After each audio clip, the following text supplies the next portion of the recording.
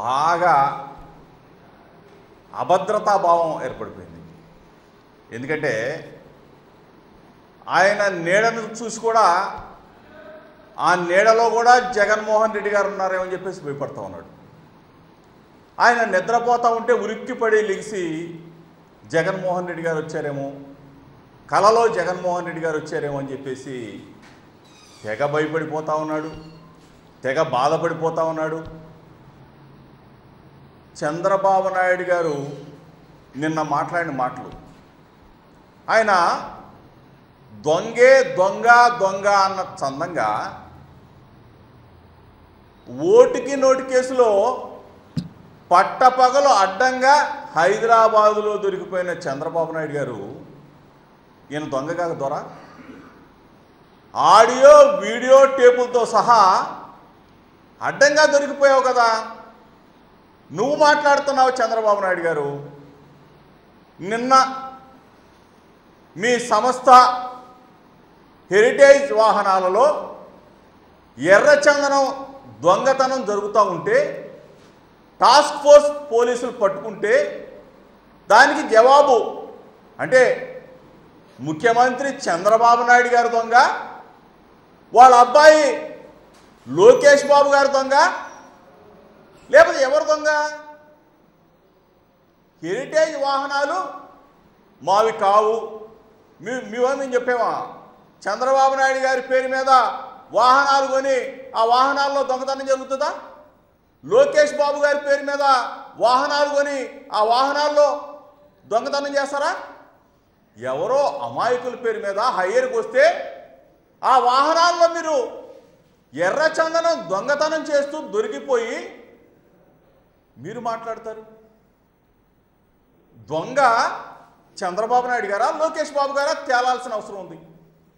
మేము ఒకటే చెప్తా ఉన్నాం, చంద్రబాబు నాయుడు గారు పడిపోయిన తెలుగుదేశం పార్టీని తాళ్లతో మోకులతో కట్టాలని చెప్పేసి ప్రయత్నం చేస్తూ ఉన్నారు.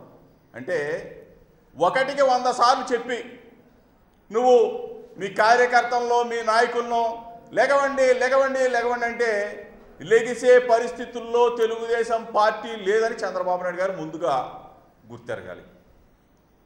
నువ్వు దొంగతనం చేస్తూ నువ్వు దొరికిపోతూ జగన్మోహన్ రెడ్డి గారిని పొద్దాక మీ పార్టీ మీటింగుల్లో ఆడిపోసుకునే పరిస్థితి, జగన్మోహన్ రెడ్డి గారిని తిడితే మీ వాళ్ళందరూ కూడా మేల్కొంటారనే పరిస్థితి, ఇవన్నీ కూడా చంద్రబాబు నాయుడు గారి మతి స్థిమితం, ఆయనకి పట్టిన అల్జీమర్స్ వ్యాధి ముందు నయం చేసుకోమని చెప్పేసి మీ ద్వారా చంద్రబాబు నాయుడు గారికి చెప్తూ, చంద్రబాబు నాయుడు గారు ఎన్ని నిందలేసినా ఎన్ని ఆరోపణలు చేసినా తుని సంఘటనలో జగన్మోహన్ రెడ్డి గారి ప్రమేయం, లేకపోతే అమెరికాలో నువ్వు పర్యటన చేస్తే అక్కడ ఈమెయిల్స్ వైఎస్ఆర్ పార్టీ వాళ్ళు పంపించారు, జగన్మోహన్ రెడ్డి గారు పంపించారు.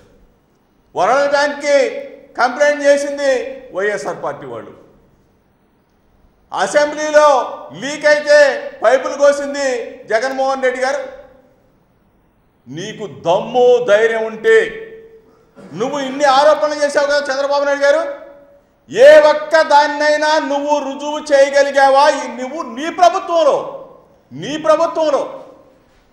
ప్రభుత్వంలో నువ్వు ముఖ్యమంత్రిగా ఉండి మా మీద జగన్మోహన్ రెడ్డి గారి మీద వైఎస్ఆర్ కాంగ్రెస్ పార్టీ మీద ఇన్ని నిందలేసావే, తుని సంఘటన దగ్గర నుంచి ఈ రోజు వరకు నువ్వు ఏ ఒక్క ఆరోపణైనా సరే నిజం చేయగలిగావని అడుగుతా ఉన్నావు. మేము ఒక్కటి అడిగాం, విశాఖపట్నంలో 1,00,000 ఎకరాలు దోచుకున్నారయ్యా చంద్రబాబు నాయుడు గారు, సిబిఐ ఎంక్వైరీ అయ్యా అని చెప్పి అడిగాం. దానికి కూడా పారిపోయావు. సిబిఐ ఎంక్వైరీ అంటే ఎందుకంత భయం మీకు? ఎందుకు మీకు అసలు సిబిఐ ఎంక్వైరీ అని చెప్పేసి ఆనాడు డాక్టర్ వైఎస్ రాజశేఖర రెడ్డి గారు మహానుభావుడు ముఖ్యమంత్రిగా ఉండగా సిబిఐ ఎంక్వైరీ ఏమని చెప్పేసి ప్రతిపక్షంలో నువ్వు అడిగితే ఓఆర్ఆర్ మీద సిబిఐ ఎంక్వైరీ చేశాం. అట్లాగే పరిట్యాల రవి గారి హత్య కేసులో సిబిఐ ఎంక్వైరీ చేశాం. ఎన్ని అడిగితే ఆయన సిబిఐ ఎంక్వైరీలు చేశారు ఆ రోజున రాజశేఖర రెడ్డి గారు. ఒక్క సిబిఐ ఎంక్వైరీ అయ్యాయా బాబు గారు అని చెప్పి అడిగితే పారిపోతా ఉన్నావు. మళ్ళీ జగన్మోహన్ రెడ్డి గారిని రేపో మాపో జైలుకి వెళ్తాడు.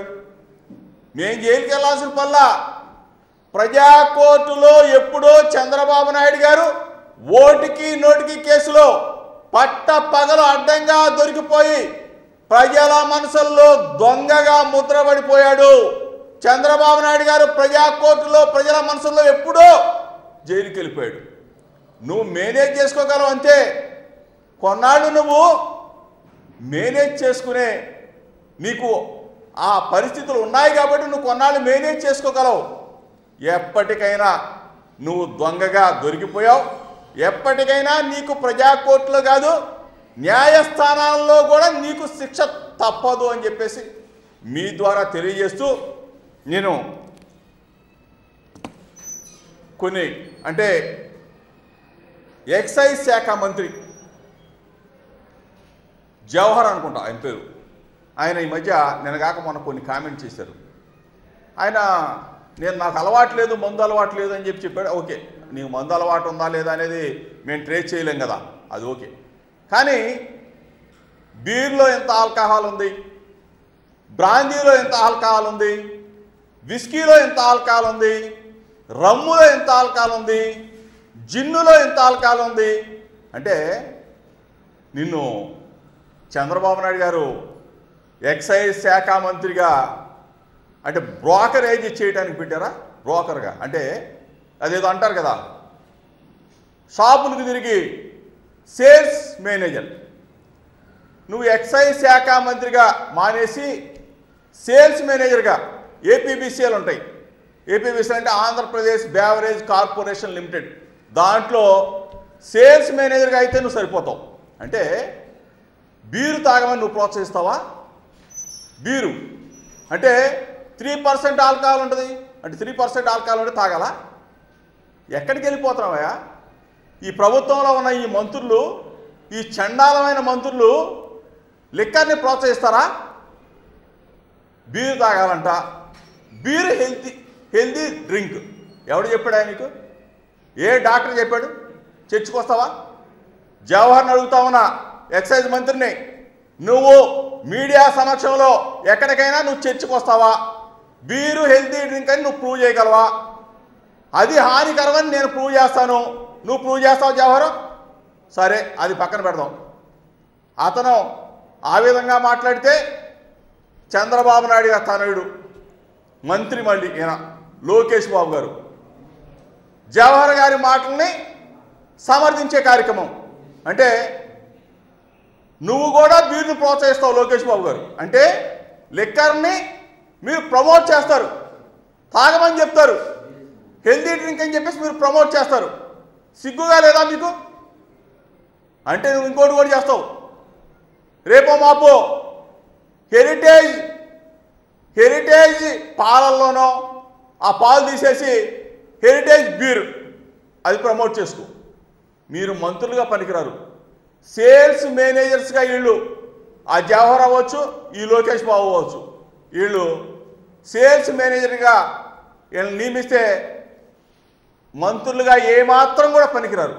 ఇటువంటి ఈ లోకేష్ని, లోక జ్ఞానం తెలియని ఈ లోకేష్ని, ఈ జవహర్ లాంటి మంత్రులు ఉండటం మన దురదృష్టం, ఆంధ్రప్రదేశ్ ప్రజలు చేసుకున్న దురదృష్టంగా భావిస్తూ ఇటువంటి వారికి తప్పనిసరిగా మహిళా లోకం, ఆంధ్రప్రదేశ్ ప్రజలందరూ కూడా వీళ్ళకి బుద్ధి చెప్పే రోజులు అతి దగ్గరలో ఉన్నాయని చెప్పేసి మీ ద్వారా తెలుపుకుంటూ, చంద్రబాబు నాయుడు గారు నోరు దగ్గర పెట్టుకో.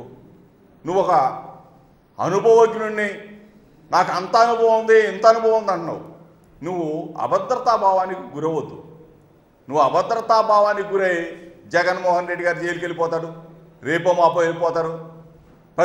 ప్రతిపక్షం లేనప్పుడు నువ్వెందుకు భయపడతా ఉన్నావు? ప్రతిపక్షం లేనప్పుడు జగన్మోహన్ రెడ్డి గారిని చూసి నువ్వెందుకు భయపడతా ఉన్నావు? నీ నీడను చూసే జగన్మోహన్ రెడ్డి గారు అనుకుంటా ఉన్నావు.